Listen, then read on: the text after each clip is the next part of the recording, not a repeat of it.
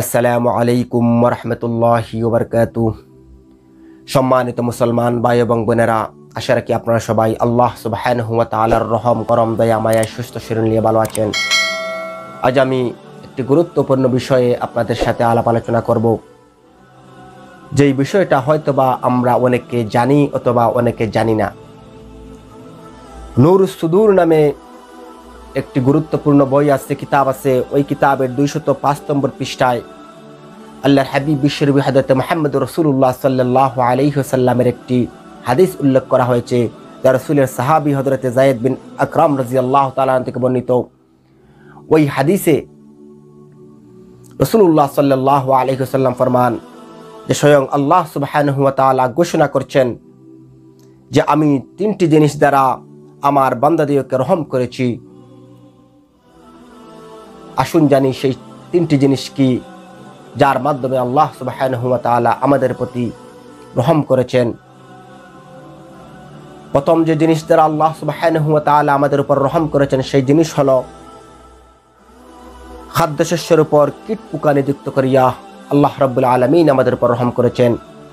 যদি খাদ্যশস্যের উপর কীট পোকা নিয়োজিত না করিতাম, তবে ধনীগণ স্বর্ণরৌপ্যের ন্যায় সমস্ত খাদ্যশস্য নিজেদের গুলাগরে পঞ্জীভূত করিয়া রাখিত, যার দরুন গরিবদের অনেক সমস্যা হতো। যাদের টাকা পয়সা আছে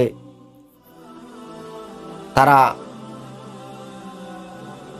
তাদের ধন সম্পদের কারণে চাল, গম, ধান এগুলাকে তারা স্বর্ণরৌপ্যের ন্যায় স্টক করে রাখত। গরিব যাদের টাকা পয়সা নাই, তারা কিনতে পারে নাই, সমাজের মধ্যে দুর্ভিক্ষ শুরু হয়ে যেত। মানুষ অর্ধাহারে অনাহারে মৃত্যুবরণ করত। এর জন্য আল্লাহ রাব্বুল আলামিন একটি আশ্চর্য নিয়ম জারি করে দিয়েছেন যে কোনো মানুষ যদি বেশি দিন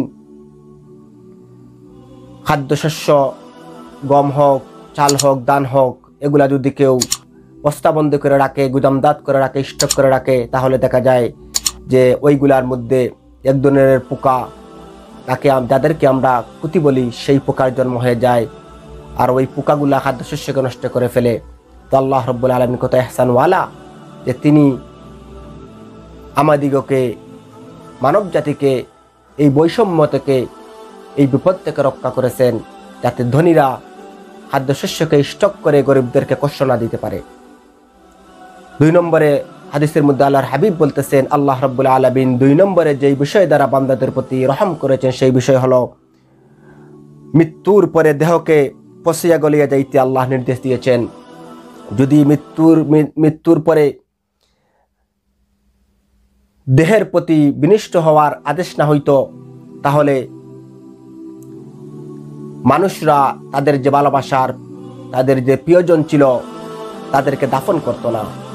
সত্যিই তো, যদি মানুষ মৃত্যুর পরে না পচত, না গলত, তাহলে আমাদের যারা প্রিয়জন, মা বাবা, আত্মীয় স্বজন, বন্ধু বান্ধব, স্ত্রী পুত্র, আমাদের যাদের ভালোবাসার মানুষ আছেন, তাদেরকে আমরা দাফন করতাম না।